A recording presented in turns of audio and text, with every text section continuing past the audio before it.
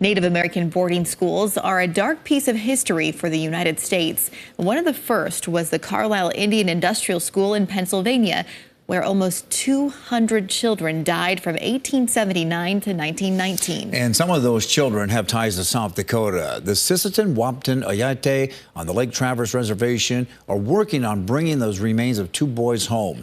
KELOLAND's Lauren Solik explains.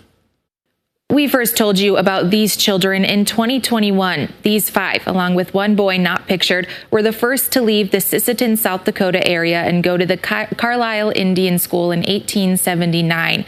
More than a century later, two of those original six are still in Pennsylvania. Amos Laframboise died 20 days after arriving at Carlisle. He was the very first child who died at the school.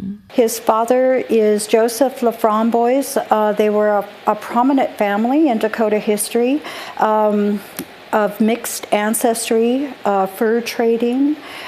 They were of the founding fathers of this reservation and the establishment of our government structure and our survival here in Sisseton Wahpeton Lake Traverse. Edward Upright was the son of a Spirit Lake Nation chief, Sisseton Wahpeton Oyate's sister tribe in North Dakota. Edward Upright is the son of Chief Wa'anata, and Chief Wa'anata is hereditary chief. We're in a room filled with history books. His family, his name is in many history books as a traditional family hereditary chief line. 2 years ago, Tamara St. John, the historian for the Sisseton Wahpeton Oyate, was hoping to bring Laframboise and Upright home in the summer of 2022, but that didn't happen. At the point where we had identified relatives and had affidavits signed, the Army ceased to communicate with me. After 6 years of working on this issue,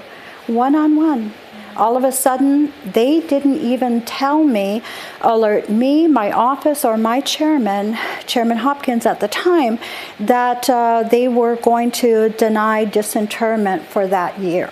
Now the Army has announced the two boys will be disinterred on September 11th of this year. St. John says the tribe was not a part of that decision, and they have no clue what will happen after the boys are disinterred. In tonight's KELOLAND Investigates, I look into the frustrations the Sisseton Wahpeton Oyate has with the Office of Army Cemeteries.